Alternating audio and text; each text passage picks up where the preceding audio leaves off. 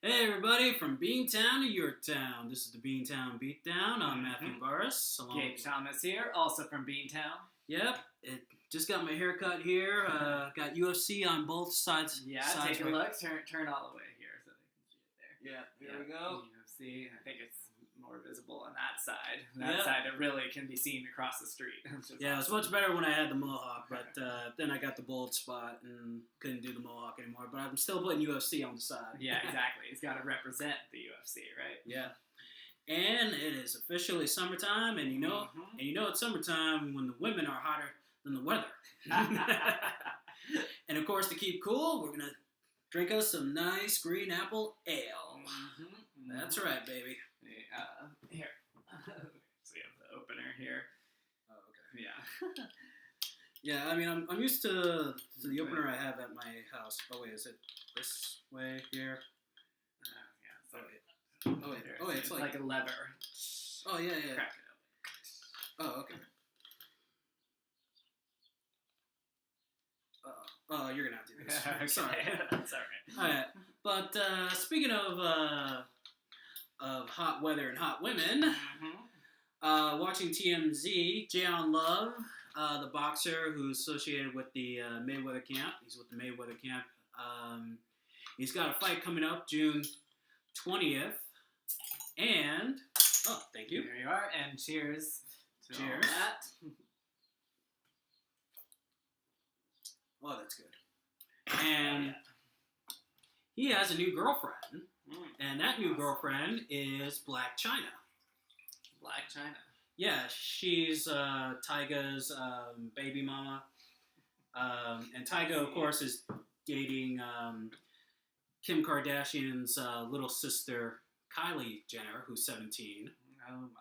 Oh yeah, she'll be 18 in a few months. So, right. So then it'll be legal. Oh yeah, so once she turns 18, then it can be time for that.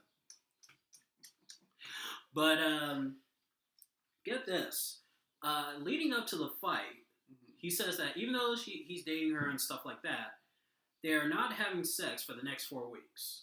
Right. Yeah, because they say, women weaken legs and stuff like that. Now, of course, I think it's sort of a myth, because people who have abstained from sex have lost fights or big games. Yeah. So, and of course, I mean, if you're dating a girl like Black China, how can you resist not having sex, with all that ass? Damn. Good question.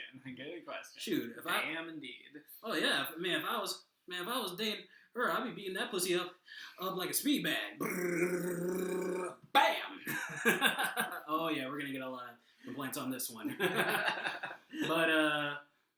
But he's fighting June 20th, Jayon Love, and I'll provide June you 20th, represent my birthday, yo. Oh, it is. It Oh, is, yeah, in happy fact. birthday. Thank you. So keep you posted on that.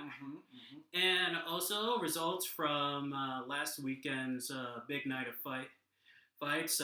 Premier Boxing Champions was great.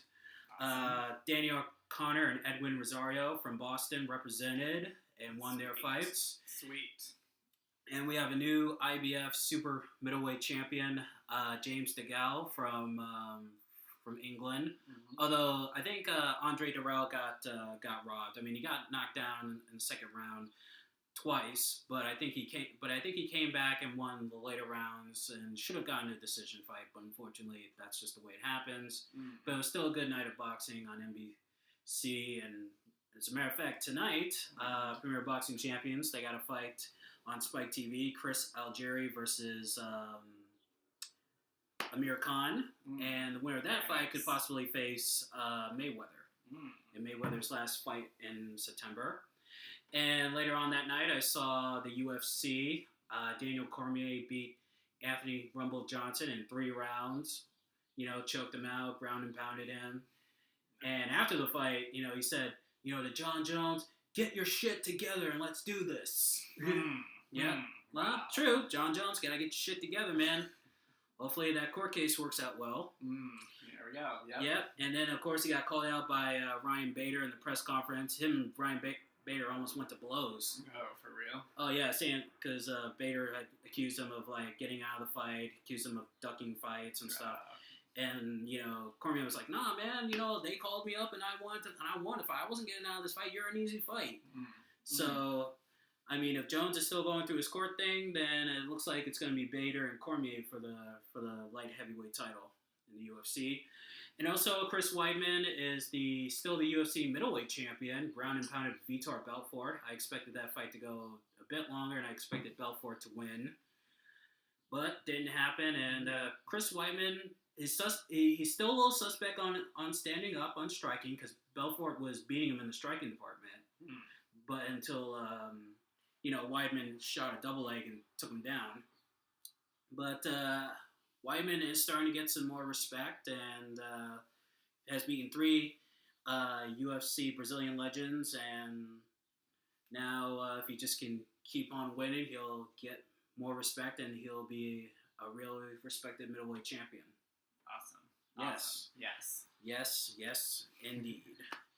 And also keeping it with the UFC, Boss Rutan and BJ Penn are also going into the Hall of Fame. We mentioned on the last show about the Frank Trigg and Matt Hughes fight, getting into the UFC Hall of Fame, and of course now they're doing fights now. Yeah, and just the fighters. Yeah. Yeah, and Jeff Blacknick, early announcer for the UFC, he's being inducted into the Hall of Fame. And Boss Rutan, I had the privilege of meeting at the UFC Expo when the UFC did their first pay-per-view in Boston.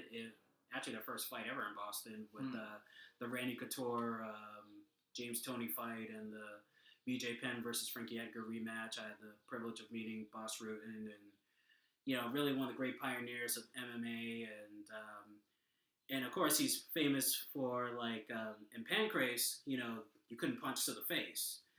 So he would pull his fingers back, and his fingers would be like flippers, and he would do like a palm strike to opponents. He actually knocked a guy out with a palm strike. Really? Yeah. And I've always wondered about that. I mean, there's so much to be said for the fist, but the friggin'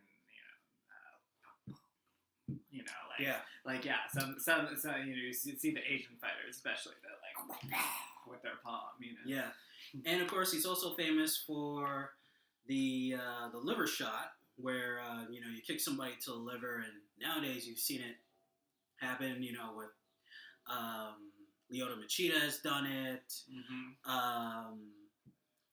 Anthony Showtime Pettis, he's done it. The liver shot, the kick to the liver. But Boss Rutan, he started that whole thing. And BJ, and he really is a legend. Had the privilege of meeting him. One of the great pioneers of MMA, and of course, so is BJ Penn, the greatest lightweight champion ever. Fought at lightweight and welterweight, became welterweight champion one time, and of course had better success as a lightweight, and he still lives in Hawaii too. He's from Honolulu. He's from Hilo, Hawaii, and every time he walks down in Hawaii, man, they still greet him and stuff. And plus, Hawaii is a big fighting, island. Not too many street fights with guns and knives. It's still with the fists. It's a fighting culture down there in Hawaii. Right. That makes sense. Especially with the Samoans too, man. Oh yeah, I was about to say Samoans. Oh yeah, trust me. Back. They look like sumo fighters, actually. Yeah, trust me. The Rock has been in plenty of street fights before he was The Rock. And now we're going to go into Gabe's rant today. So, Gabe, take it away. Yep. So today I'm very excited to be talking about movies that show fighting for revolutionary fights. There's a whole long list of movies nowadays where the theme is about revolution, about overtaking the oppressive government, or social structure, and a lot of times you need a big coordinated fight effort in order to do it. Sometimes you use the fighting tools that the culture, that the dominant culture gave you when they were trying to use you for their advantage, and so one that he knows that I always bring up is the Hunger Games. You get the kids together, get them to fight to the death for your amusement. everybody's living in luxury, who is sponsoring that, but then everyone else is living in complete poverty and are hungry. Therefore, the Hunger Games. But the thing about that is that the biggest victors used the stuff that they learned from fighting in the Hunger Games to then in the second movie they finally start to break out. And the Quarter Quell is when they bring all the victors back and against their will, because they said the idea was that they'd be safe if they were able to get through one of the Hunger Games. So now they're all pissed off that they have to come back and fight again, and all that stuff. And especially Katniss and Peeta, they just won, last year, and they, barely with their lives, So anyway, it's like a huge thing where they're supposed to use these talents against each other, and at first they are, but eventually. There's that big, arrow to the ceiling, and all the glass is like falling down and everything, and that's the beginning of the end when it comes to the TV industrial complex and all that stuff, and that's how the second movie ends and blah blah. I'm sure there's not spoilers at this rate, but if there is, spoiler alert. But yeah, anyway, then the third movie is like literally about how they're regrouping. The districts are broken. There is no more District 12 where she came from, and all this other shit. But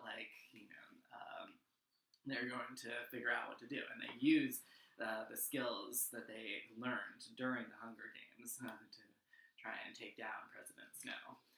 So that's what it's about. That's what it's about, and there, when it really gets real is when the clash comes down to it. When they're clashing in the streets.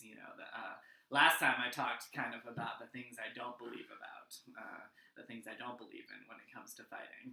Now I'm talking about the thing that I really do believe in when it comes to fighting. Is that sometimes fighting can be about the future of the world, and if it is, you freaking go for it. You know what I mean? Exactly. Yeah. You freaking you find a way to go forward and to crack open the beer. Yeah. And also, this reminds me of a conversation we had in an earlier podcast episode. We talked about fights today replacing wars. I mean, right now, and like ISIS is going to war with Iraq now, and let's get the best of Iraq and the best of ISIS. Let's put them in let's have like an Olympic style boxing match, like Olympic boxing and. Boxing or no holds barred, like the UFC is. Yeah, or like the UFC. Because they're gonna want to go at each other like gnarling. Oh yeah, most definitely, and we can settle it there. Totally. So yeah. Anyway, when so it's funny that so much of these movies nowadays are about with some of the biggest things at stake. It's the same thing with the Divergent series. It's the same thing with a lot of other. Such movies. I was trying to think of more. One of my favorite scenes in a movie is from The Golden Compass. And for those that you haven't seen, there's all sorts of strange creatures and things. And at one point, Lyra, she befriends a bear. Lyra and I think his name is Peter. Anyway, they befriend a bear who's trying to regain his kingdom, is the short way to put it, and he's been in disgrace and whatever, and the only way to get back what was taken from him is to fight the guy that usurped him, the guy that mounted the mutiny.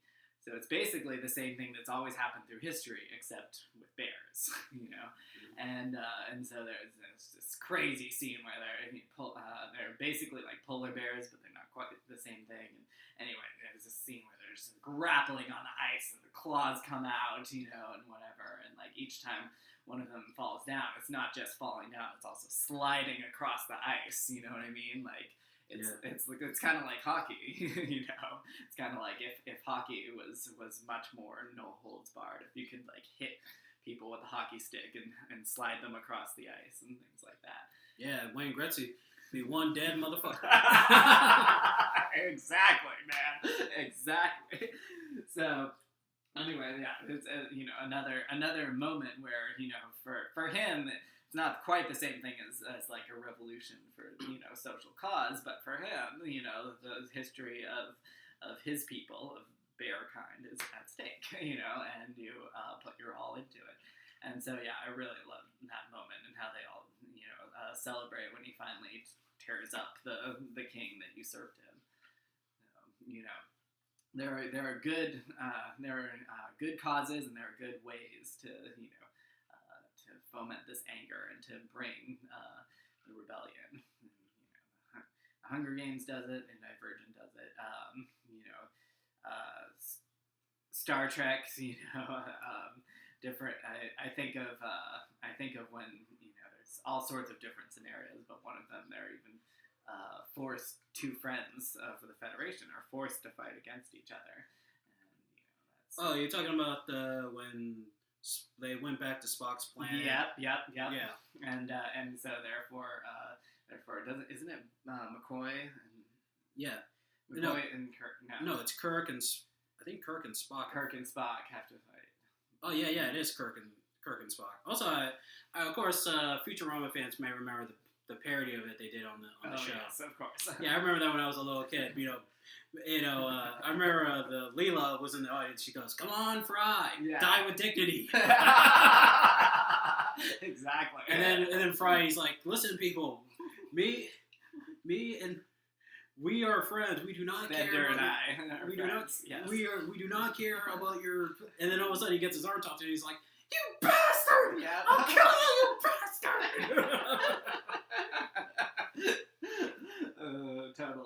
Totally. So yeah, I guess long story short, when your back is against the wall, either from oppressive society or from it's the people that say that you have to fight your best friend, whatever you have, you put your all into it. I of course am more romantic towards the big revolutions, but there's still the moments when you have no choice, and those are also just as important in fighting, I guess. Yep, that's true. Yep. And now we're gonna get into our blast from the past, and for this blast of the past, we're talking about it's the 60-year anniversary of the controversial rematch between Sonny Liston and Muhammad Ali. Mm-hmm. Now, of course, the first fight was Liston and Clay when Muhammad Ali was Cassius Clay, and he pulled off the upset by stopping Sonny Liston in 7 rounds and handing Sonny Liston's first defeat. And then after the fight, he changed his name to Muhammad Ali. He was that how Muhammad Ali started? Wow. Yeah, he was part of the Nation of Islam. He joined the Nation of Islam. Yeah. And he was a Muslim, and of course that fight was it took 9 months for the rematch to happen because originally it was going to happen in the old Boston Garden where Bill Russell and the Celtics were winning their championships. Mm-hmm. I will take still the ball.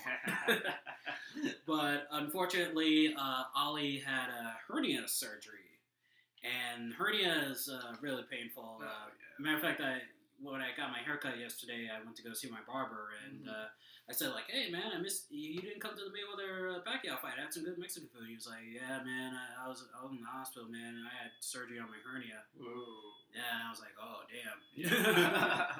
Yeah, just hearing about, because I heard Adam Carolla and Dr. Drew talk about their hernia surgeries and stuff. So, by the way, shout out to Adam Carolla at Carolla Digital and Ace Broadcasting. What's up, you guys? Hope to be up there with you guys.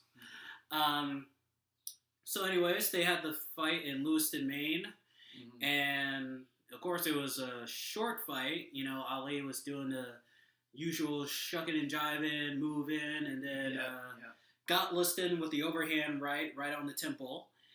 And, of course, Jersey Joe Wolcott, a former boxer, former heavyweight champion, he was the referee. And he was trying to do the count, and then Ali wouldn't go to a neutral corner. There's the famous picture of him standing over Liston, going like this, saying, "Get up, sucker, get up, and then Liston, and of course Liston gets up and Wolcott wipes off the gloves, and then he hears news from the timekeeper, and the timekeeper is like saying like, hey, the fight's over, and then he leaves. As he goes and walks away, Ali goes pa pa pa pa pa, doing furies over on Liston, and then finally the fight is over. And people, you said the famous picture. Is that the one where the curled arm like this? And oh yeah, that's it. That's awesome. What's so interesting is I was actually literally thinking of that just recently. Yeah, because I mean, of course, his history, and it was freaking awesome. It stays in our mind. But like also, that's one of the things I was going to mention is on. I've been watching Mad Men, and on Mad Men recently. It's not recently for me. They were actually going to all go to see the big fight on a movie theater and whatnot. Like it was a revolutionary thing that they were selling tickets to broadcast the fight in the movie theater, and they were all going to go in New York and do it and whatever. And Draper and Peggy had their own personal shit, so they couldn't do it. But then he talks about how in every newspaper there's picture and whatnot, and he actually even tries to make his Samsonite ad reflect that. He calls Samsonite the champ, and tries to make a suitcase like flexing over its defeated opponent. Oh yeah, I've seen a little bit of Mad Men, and let me tell you something. That redhead chick. Oh God, what's her name now? Oh, the alcohol's to me. Yeah.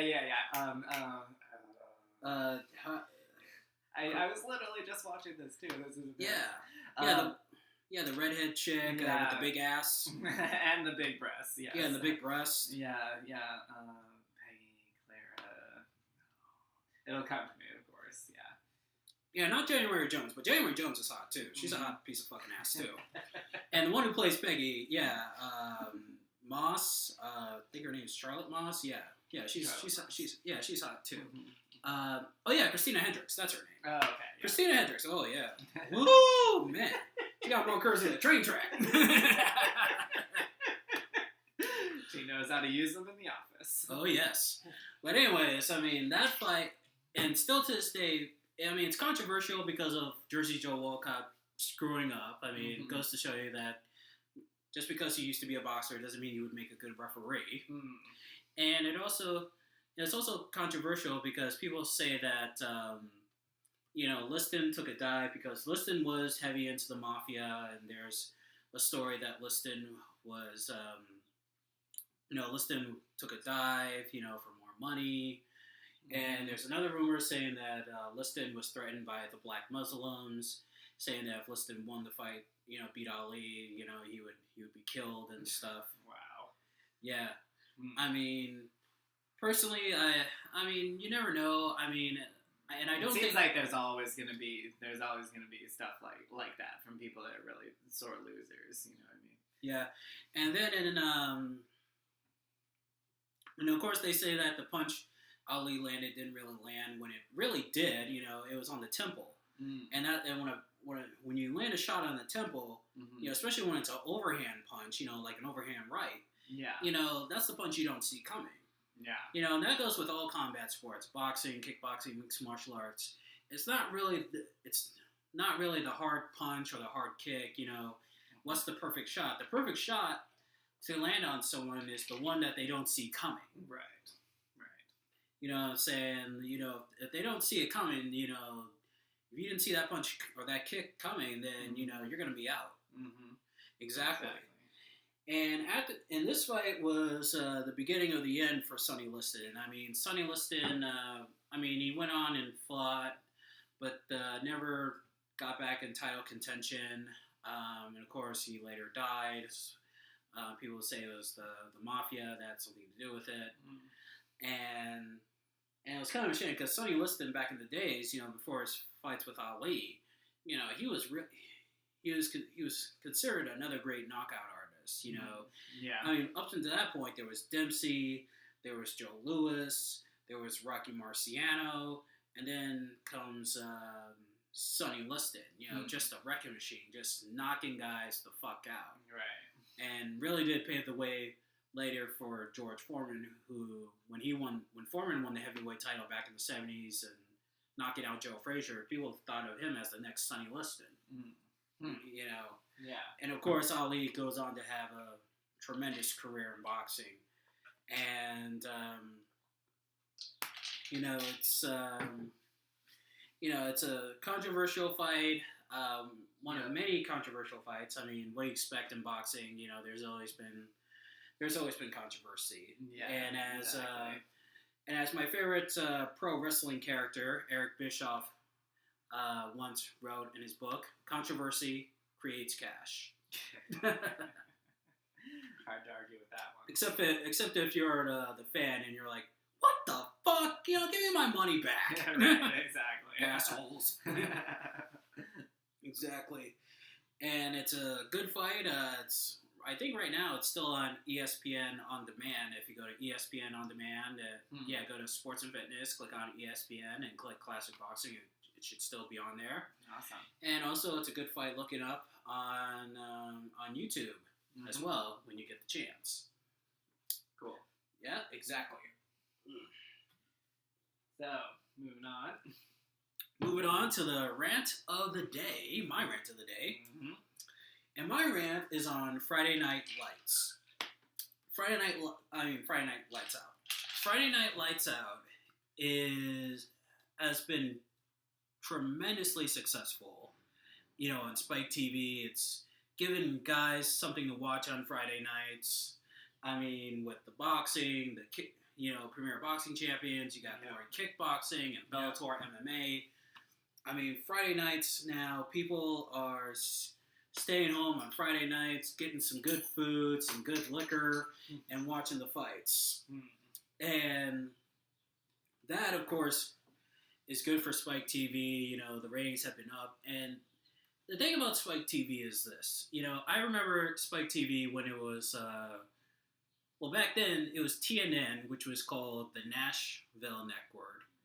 And then when WWE was moving Monday Night Raw from the USA Network to TNN, by that time it became the National Network. And I was wondering what the TNN came from, like the letters. And there was I remember the commercials calling it the new TNN, and you know they would show WWE Raw, and then there would be reruns of Baywatch on, and then later on TNN became Spike TV, and when Spike TV came on, its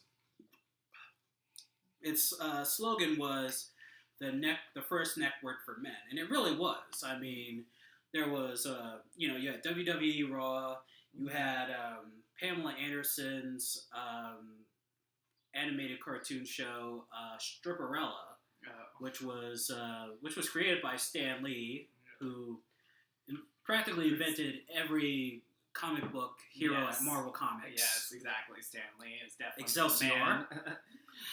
That's funny though.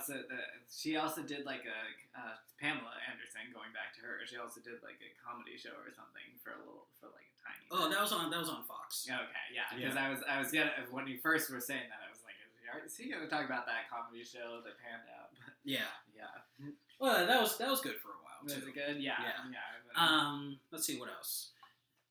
In Spike TV, they had like Ren and Stimpy. They had and for a while they also had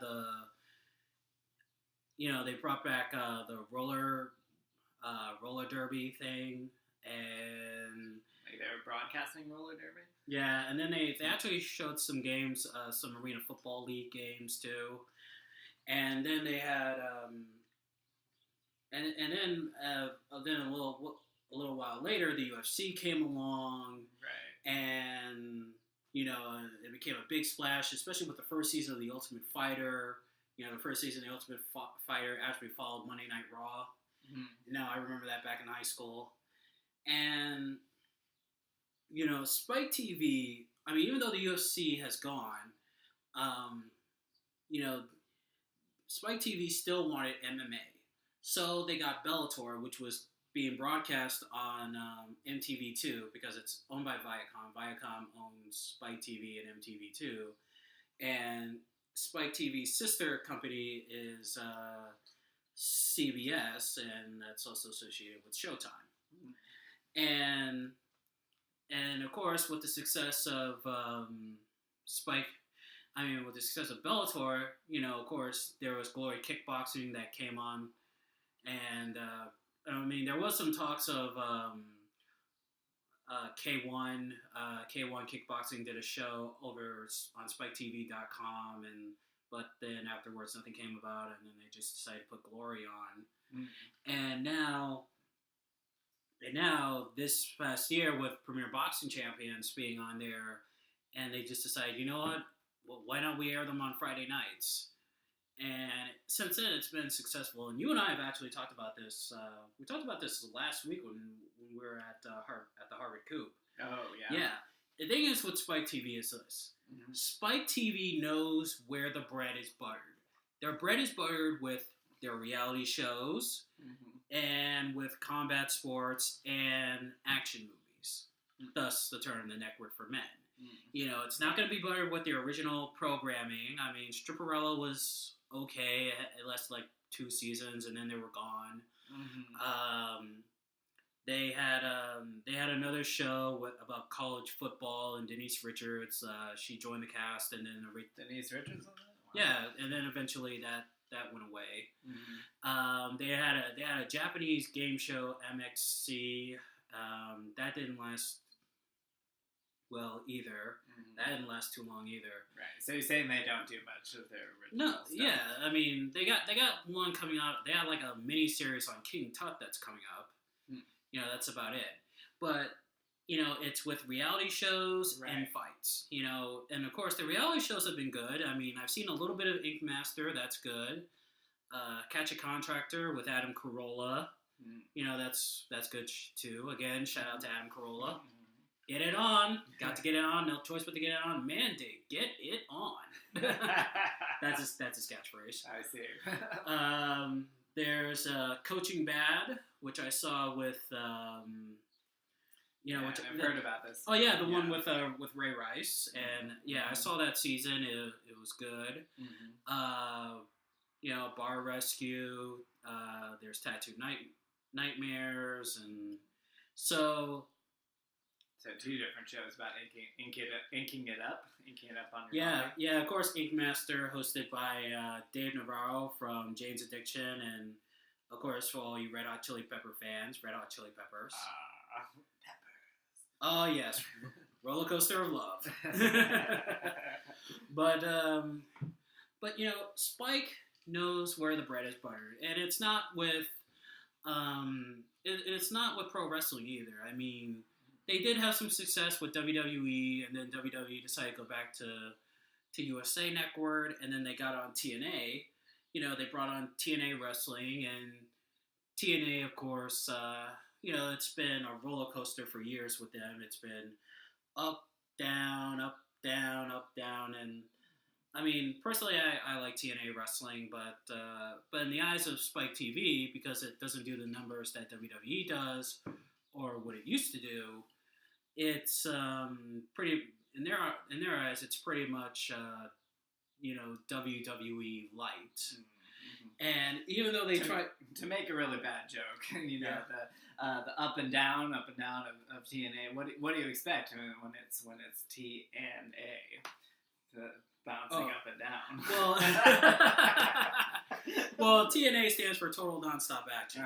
Sure it does. It really sounds like T and A. No, really, it does. Trust me. I saw TNA wrestling back in high school when they were doing like their weekly $5 shows on pay-per-view. But pro wrestling is not making it anymore.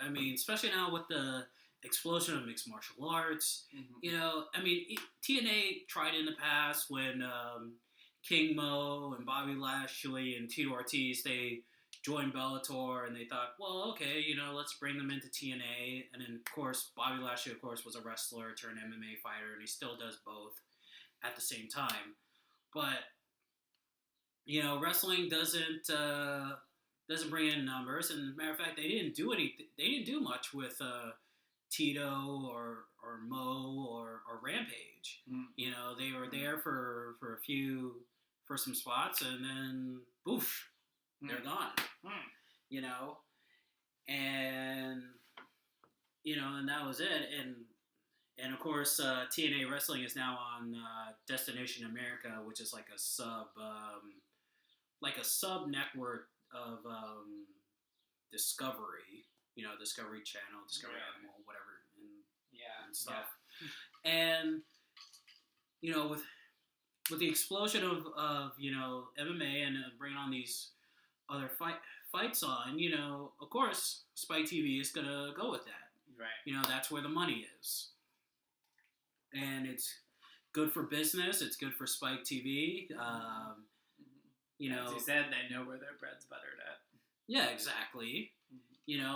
Yeah, exactly. You got boxing, you got kickboxing, you got mixed martial arts, and they also do shows to hype up fights. They have they have the show Lights Out, which promotes their Premier Boxing Champions fights, and they have Unrivaled, where they have shows where they talk about the fighter that's going to be on there. They last weekend they did one on Amir Khan leading up to his fight with Chris Algieri, and they did it with King Mo when King Mo was part of Bellator, and they showed him being in Bellator, working out, and also showed him at the OVW, which is a training ground for TNA wrestling. It used to be for WWE, but now it's part of TNA.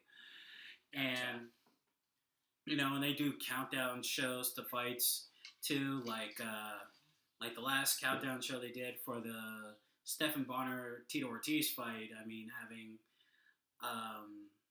Jimmy Smith there with Tito and Stephan Bonner. I mean, I hope they do it with Kimo and Ken Shamrock coming up, because those two really don't like each other.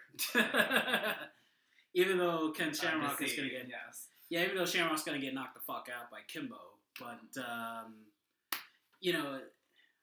it's still going to be an interesting lead up to it. And of course, Glory, that they got a fight coming up on June. I think June, sometime in June. I'll let you know. All right, sometime in June. Yeah. Anyway. But, Spike TV, on Friday nights, well, not every Friday night. I mean, next Friday, they got a Lights Out. They're probably going to promote another fight on Spike TV that's coming up. Okay. But this Friday night, the Amir Khan Purcell Algieri fight, that's going to be huge, man. And, you got to get a TV for your house, man, so you can watch these fights on Spike TV. Right. I keep saying that. Mm-hmm. Anyway. But what do you think about all these fights on these networks and having them be on Friday night? What do you think about it? Right. Well, we talked about last time how it was, how there was more, how they were bringing more fights for free for people and stuff like that, and spreading out the industry. And stuff. Premier Boxing Champions. Premier Boxing, thank you. Yes. So I think that's great, because it comes down to access. Do they have access to this stuff? And so I think that's great. And so therefore, these Friday night bouts are probably a very similar thing, and that's a good idea. And I guess eventually some network was going to do it. Some network was going to be the innovator that would be much more about reality TV and fighting, and that would be it. You know what I mean? So I'm not sure I would always watch it, but I think it would be. I think it's a great idea, and I'm glad that they've got so far, doing what they do. Well, yeah, exactly. I mean, this is the home of combat sports. I mean, Fox Sports 1 is still huge because of, Fox Sports period, because of the UFC and because of, Golden Boy Promotions. They got boxing on there, and they even have Throne Boxing, which is Jay-Z's promotion. But Spike TV is hands down number 2, with Premier Boxing Champions, Glory, and Glory Kickboxing, and Bellator MMA. Right. So it's a good place on Friday nights, After Friday nights, you come home from work, you get your beer, you get your food, and that's the other thing I was gonna say. That like for the guys that that this is completely about unwinding to watch this stuff. It's why not have it on Friday night, the night when it's all about unwinding. Yeah, exactly. And Saturday nights are still good nights for fights too. Yeah, exactly. I mean, the song says it, so you can't deny it. When the song says Saturday night's all right for fighting. Yeah, Fridays and Saturdays. Those are good days for fight nights. I mean, Fox Sports 1 is doing. They have Fox Fight Nights on Thursdays for Golden Boy Promotions and for Throne Boxing, but Fridays and Saturdays are the nights, especially Saturday. I call Saturday nights the main event of the weekend. It is the main event of the weekend. And of course, I can't wait for tonight, man. Chris Aldry versus Amir Khan. Brooklyn's. It's going to be at the Barclays Center in Brooklyn, New York. Brooklyn's going to be alive that night. And I expect it to be a good fight, and I'm gonna be there. I'm gonna eat some food. Gonna have some Doritos. I think I'll have the DiGiorno's stuffed cheese pizza I got in my house, and sweet. Yeah, and I think I'll get some twisted tea. I'll get some twisted tea lemonade for the fight too. Nice. Yes, and also one more quick thing. The UFC has a fight. Tomorrow night, Saturday night at 10 on Fox Sports 1, Carlos Condit versus Thiago Alves, and that's going to be in Brazil. That's going to be a straight-up kickboxing war. I don't expect this fight to go past 3 rounds. In the third round, somebody's going to get knocked the fuck out. I don't know who it's going to be, but it's going to be a good kickboxing match in the octagon. Awesome. Yes. And that will do it for our show. Go to youtube.com/serpentScribe7 and subscribe and comment. And by the way, we noticed on the last show there was like 15 people on there. Last time I checked, there was 15. Good jump in views. So good job, you guys. Yeah, thanks you guys. Keep watching. Round of applause. Keep watching the show. Didn't see any comments. But hey, just watch it, and if you want to leave a comment, man. Exactly. Just watch it, man. Totally. Yes. So we'll be leaving it there. Yep, and from Beantown to your town, this is the Beantown Beatdown. I'm Matthew Burris. Gabe Chalmers saying, Vios con Dios.